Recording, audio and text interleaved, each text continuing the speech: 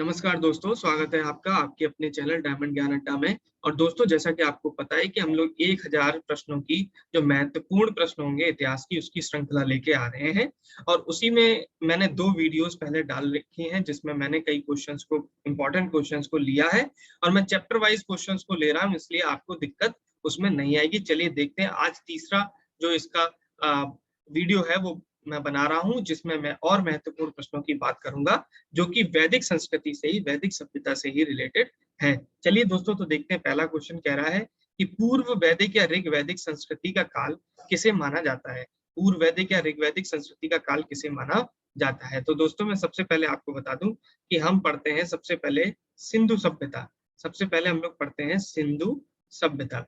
और सिंधु सभ्यता का जो काल है वो C14 यानी कि कार्बन डेटिंग के अनुसार, हालांकि इसके काल को लेकर कई मत हैं विद्वानों के, अलग अलग मतों में अलग अलग इसका वर्णन किया गया है इसके काल का। लेकिन क्योंकि कार्बन डेटिंग यानी कि C14 की जब शुरुआत हुई तो वो काफी एग्जैक्ट आपको काल का निर्धारण करती है, इसलिए इसके अनुसार जो सिंधु सभ्यता थी वो दोस्तों 1900 ईसा पूर्व से आपकी थी 1300 ईसा पूर्व। 1900 ईसा पूर्व से 1300 ईसा पूर्व ये आपकी थी। और इसके पश्चात, सिंधु सभ्यता के पश्चात हम लोग देखते हैं वैदिक सभ्यता। क्या देखते हैं दोस्तों? वैदिक सभ्यता। ठीक है, इसके बाद हमें वैदिक सभ्यता देखने को मिलती है। और वैदिक सभ्यता का दोस्तों जो काल है वो काल है आपका 1500 से 600 ईसा पूर्व। 1500 से 600 ईसा पूर्व। और इसको भी अगर हम लोग 2 भागों में बांट दें, मैं इसको थोड़ा आगे बढ़ा दे रहा हूं, बाद में हम लोग मिटा देंगे। इसको भी 2 भाग में अगर बांट दें तो यहाँ पर आता है पूर्व वैदिक काल, पूर्व वैदिक काल, या जिसको हम लोग बोलते हैं ऋग्वेद। पूर्व वैदिक काल बोल सकते हो या फिर ऋग्वैदिक काल भी बोल सकते हो। क्या बोल सकते हो? ऋग्वैदिक काल। ठीक है। और दूसरा आता है दोस्तों आपका उत्तर वैदिक काल। क्या आता है? उत्तर वैदिक काल।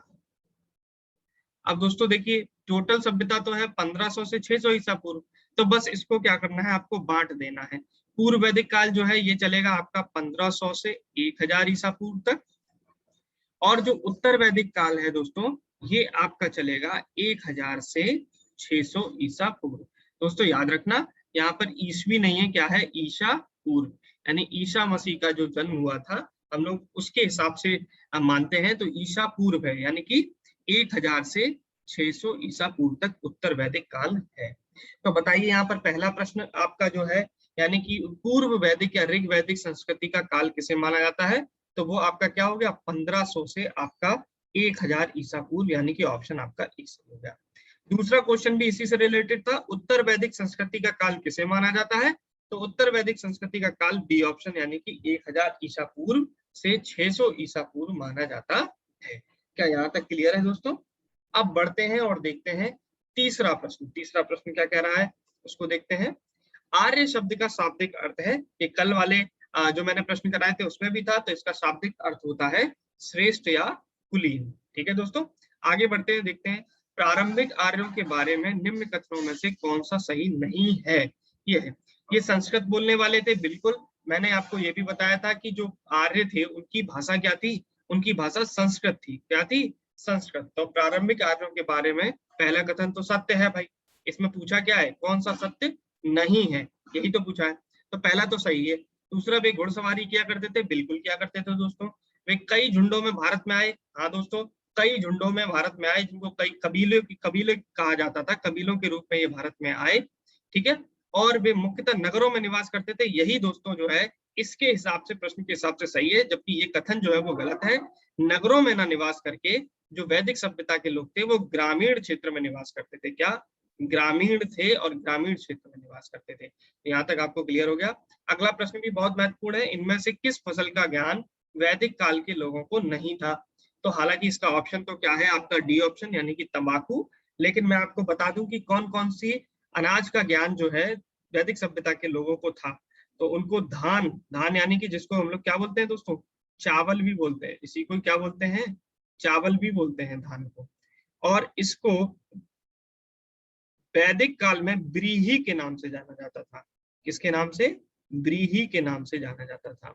अगला बात करें तो जौ।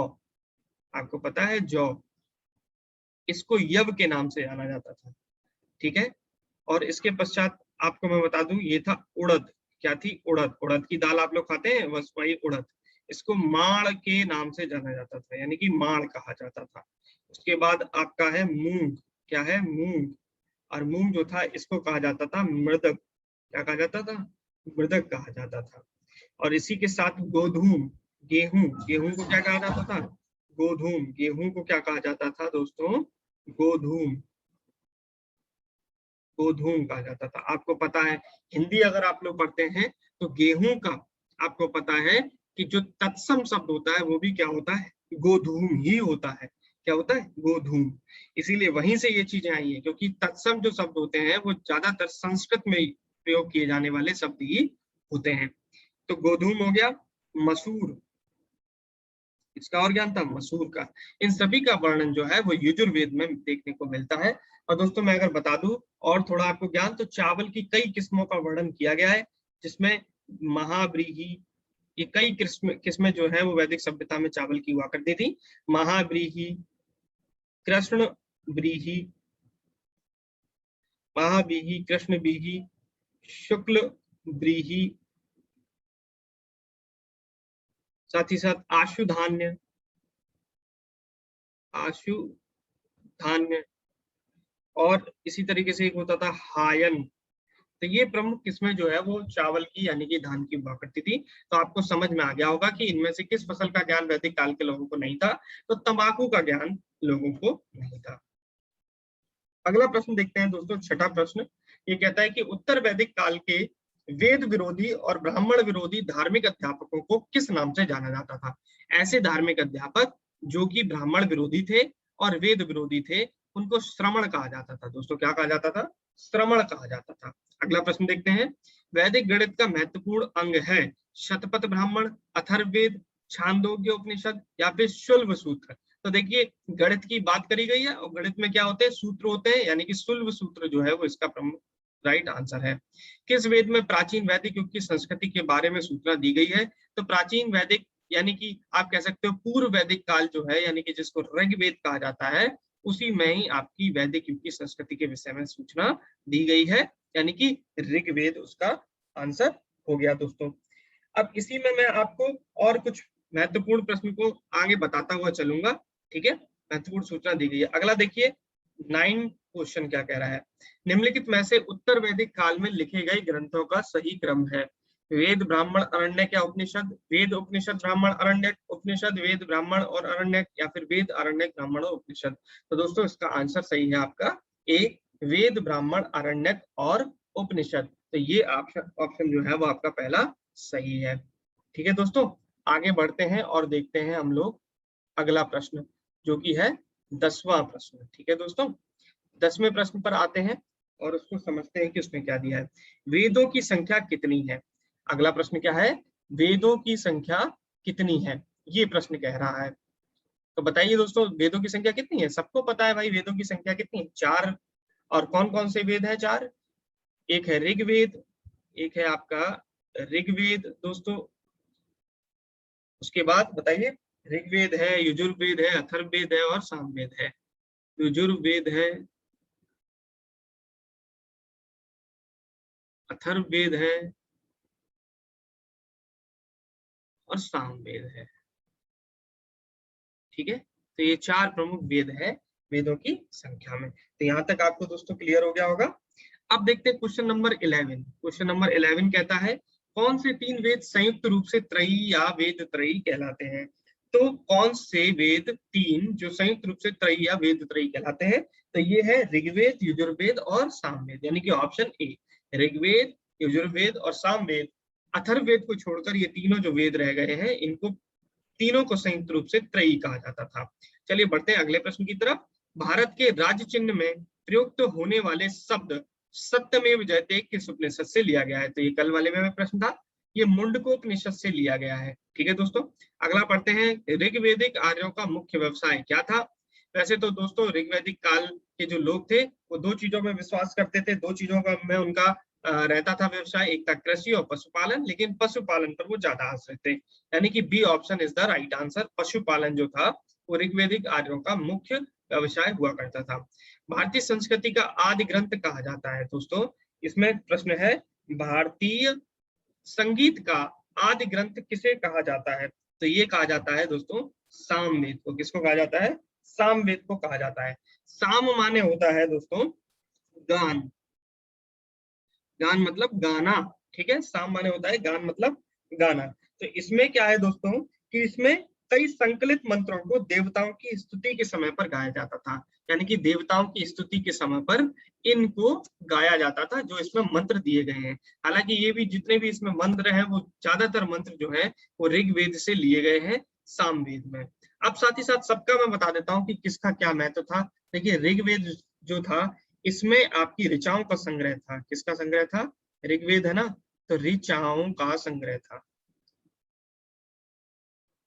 इसमें ऋचाओं का संग्रह था, ठीक है दोस्तों। अगला है उपनिषद। अगला है, ये तो उपनिषद की बात कर रहा है, यजुर्वेद और सामवेद।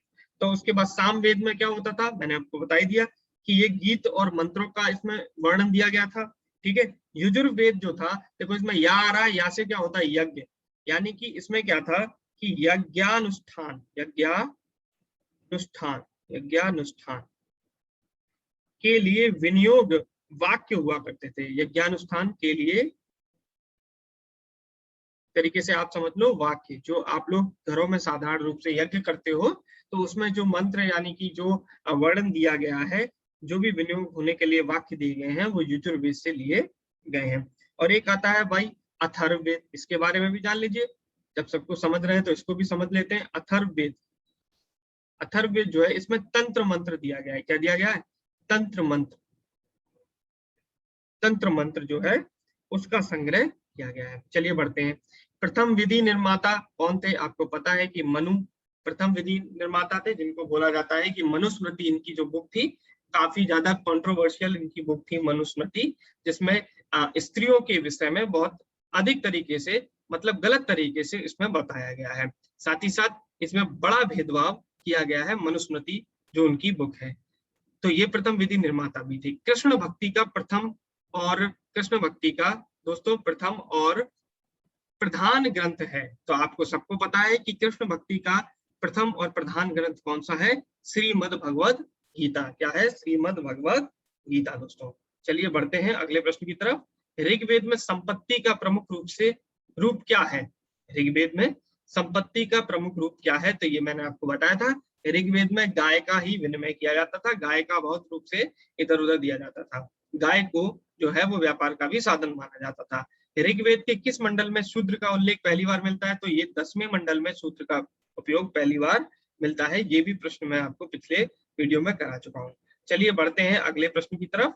पुराणों की संख्या कितनी है? तो आपको पता होना चाहिए कि 18 पुराण है। तो 18 जो है वो पुराणों की संख्या है। अगला प्रश्न है दोस्तों, वैदिक धर्म का मुख्य लक्षण इनमें से किसकी उपासना था? वैदिक धर्म का मुख्य लक्षण इनमें से किसकी उपासना था? तो पशुपति, देवी माता, त्रिमूर्ति या फिर प्रकृति? तो दोस्तों प्रकृति जो है वो इसमें सही आंसर है। वैदिक धर्म का मुख्य लक्षण प्रकृति की उपासना था, ठीक है। अगला देखिए, किस देवता के लिए ऋग्वेद में पुरंदर शब्द का प्रयोग हुआ है? तो मैंने आपको पहले ही बता चुका हूं मैं कि पुरंदर यानी कि वत्रहन, जो एक वत्रहन का इन्होंने जो है उसका संहार किया था और कई भवनों का इन्होंने नाश किया था, तो वहीं से इनका नाम पड़ गया था इंद्र भगवान का पुरंदर। तो बताइए ये किसका नाम हो गया? इंद्र का।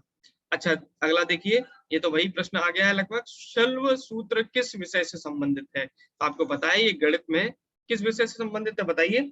22वां ज्यामिति से संबंधित है। क्या किस विषय से संबंधित है? गणित, गणित तो है ही, लेकिन ज्यामिति से संबंधित है।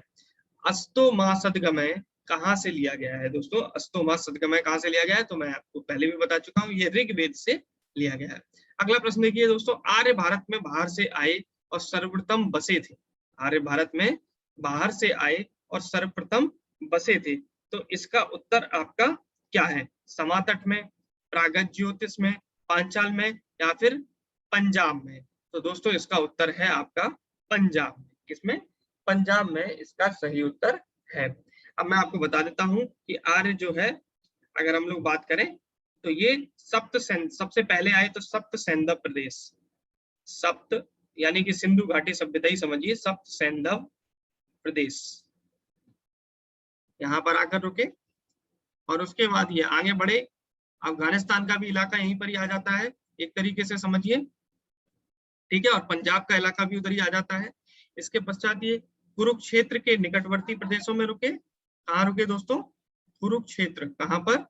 कुरुक्षेत्र के निकटवर्ती प्रदेशों में रुके, और उसी को कहा जाता था दोस्तों ब्रह्मवर्त। क्या बोला जाता था? ब्रह्मवर्त बोला जाता था, या कह सकते हो आर्यवर्त बोला जाता था। क्या बोला जाता था? आर्यवर्त। आप देख भी रहे होगे आर्यवर्त का, भारत का एक उपनाम आर्यवर्त भी है। उसके पश्चात ये आगे बढ़े दोस्तों, और गंगा यमुना का जो दोआब इलाका था, गंगा यमुना का जो दोआब इलाका था, ठीक है, तो दोआब जो इलाका था उसमें ये बसे, और इसको कहा जाता था ब्रह्मर्षि देश। क्या कहा जाता था? ब्रह्मर्षि देश कहा जाता था। धीरे धीरे और आगे बढ़े, और हिमालय और विंध्याचल के मध्य का जो प्रदेश है, हिमालय और विंध्याचल के, और दोस्तों विंध्याचल के जो मध्य का प्रदेश है, यानी कि मध्य प्रदेश है, वहां बसे। और धीरे धीरे उसके आगे बढ़ते हुए ये बंगाल बिहार होते हुए, ये बंगाल बिहार होते हुए, बंगाल फिर बिहार होते हुए, इन्होंने धीरे धीरे दक्षिण तक आकर समस्त भारत देश में अपना प्रभुत्व जमा लिया, या भारत में निवास होने लगा। और माना जाता है कि हम भी किसके वंशज हैं? आर्य के ही वंशज माने जाते हैं। देखिए दोस्तों 25वां प्रश्न देखते हैं, और इसमें कहा गया है सूची 1 को सूची 2 के साथ मिलाना है। ऋग्वेद, यजुर्वेद, सामवेद और अथर्ववेद। ऋग्वेद, यजुर्वेद, सामवेद और अथर्ववेद जो है, इनमें मैंने आपको बताया था यज्ञकर्ता कौन है। मैं इसकी सारणी पूरी पीछे वाले वीडियोस में देख चुका हूं, लेकिन आज भी मैं आपको बता दे रहा हूं। तो इसका आपको बताना है कि कौन सा ऑप्शन सही होगा। अगर आप पहली बार वीडियो में आए तो इसको एक बार फिर से देखें, ठीक है। तो इसमें क्या है कि ऋग्वेद जो है इसमें होता या होत्र कहा जाता था, यजुर्वेद में इसको अध्वर्यु बोला जाता था, सामवेद में उद्गाता। अब इसको आप ऐसे भी समझ सकते हो, सामवेद को, सामवेद मतलब क्या होता था? गायन में से संबंधित था, तो गायन था तो गाता, तो सामवेद का उद्गाता है। यजुर्वेद क्या है? तो इसमें अर्धवर्यु। क्या है? अर्धवर्यु, यानी कि यहाँ पर भी देखिए या आ रहा है, तो यहाँ पर भी देखिए क्या आ रहा है? या आ रहा है। और अथर्ववेद में क्या है बताइए? ब्रह्मा। ठीक है, तो यहाँ से क्लियर हो गया 25 क्वेश्चन का ऑप्शन आपका कौन सा सही हो गया? ए, यानी 1 2 3 4। वेदों को अपौरुषेय क्यों कहा जाता था? ये मैंने आपको बताया ही था। ए पार्ट इसका सही है, क्योंकि वेद माने जाते हैं कि ये वेद जो है वो किसी मनुष्य द्वारा, मानव द्वारा या ऋषियों द्वारा नहीं लिखे गए, ये साक्षात देवताओं द्वारा लिखित हैं, तो इसलिए वेदों को अपौरुषेय कहा जाता था।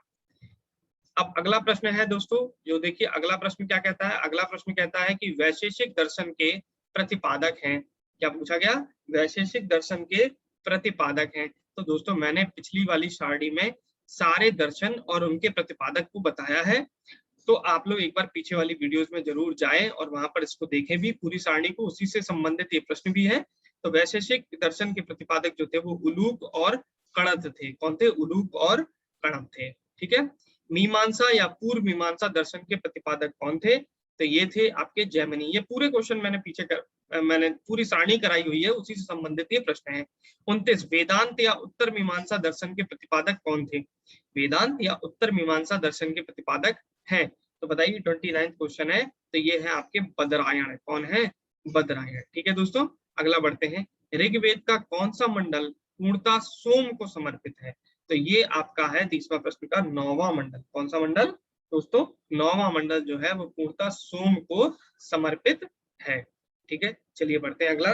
प्रसिद्ध 10 राजाओं का युद्ध, दाशराज युद्ध, किस नदी के तट पर लड़ा गया था? ये मैंने आपको बताया था, पुरुषणी नदी, जिसको हम लोग रावी नदी के नाम से अभी जानते हैं। तो उसको पहले किस नाम से जानते थे? पुरुषणी नदी के नाम से जानते थे। तो वहीं पर जो जो दास राज युद्ध हुआ था वो वहां पर लड़ा गया था। ठीक है, अब देखिए धर्म सूत्र शास्त्रों में भू राजस्व की दर क्या है? तो ये है दोस्तों, इसका ऑप्शन है सी, 1/6। ठीक है, अगला प्रश्न है 800 ईसा पूर्व से 600 ईसा पूर्व का काल किस युग से जुड़ा है? 800 ईसा पूर्व से 600 ईसा पूर्व तक का काल किस युग से जुड़ा है? तो ये दोस्तों ब्राह्मण युग से जुड़ा हुआ है। किससे जुड़ा है? ब्राह्मण युग से। किस काल में अछूत की अवधारणा स्पष्ट रूप से उदित होती है? किस काल में अछूत की अवधारणा सीधे तौर पर आपकी स्पष्ट होती है? तो दोस्तों ये है धर्मशास्त्र काल। कौन सा काल है? डी ऑप्शन, धर्मशास्त्र काल। इसी में ही अछूत की अवधारणा का स्पष्ट रूप से वर्णन किया गया है। अगला दोस्तों है 35वां क्वेश्चन, बहुत ही महत्वपूर्ण। एशिया माइनर स्थित बोगाज कोई का महत्व इसलिए है कि वहां जो अभिलेख प्राप्त हुए हैं उनमें 4 वैदिक देवताओं इंद्र, वरुण, मित्र, नासत्य का उल्लेख मिलता है। मध्य एशिया व तिब्बत के बीच एक महत्वपूर्ण व्यापारिक केंद्र था। वेद के मूल ग्रंथ की रचना यहाँ हुई थी, या फिर इनमें से कोई नहीं। दोस्तों तो ये बता दूं मैं, एशिया माइनर जो है यानी कि मध्य एशिया जो है, वहां पर आपका एक जगह है जिसका नाम है बोगाज कोई। क्या नाम है? बोगाज कोई। और बोगाज कोई जो जगह है, इसी पर 1400 ईसा पूर्व में एक प्राचीन अभिलेख मिला था। क्या मिला था? एक प्राचीन अभिलेख, यानी कि एक इंस्क्रिप्शन मिला था, अभिलेख मिला था, ठीक है। और उस अभिलेख में बेसिकली क्या था, कुछ राजा, जो राजा थे उनके मध्य संधि का वर्णन किया गया था। राजा के मध्य संधि का वर्णन किया था। और ये संधि जो थी वो जो वैदिक युगीन देवी देवता थे उनको साक्षी मानकर, जो वैदिक युगीन देवता थे उनको साक्षी मानकर ये संधि जो है वो की गई थी राजाओं में आपस में। तो वहां से ये देवी देवताओं का वर्णन जो है देखने को मिलता है। तो इसका पहला प्रश्न जो है वो बहुत ही महत्वपूर्ण है।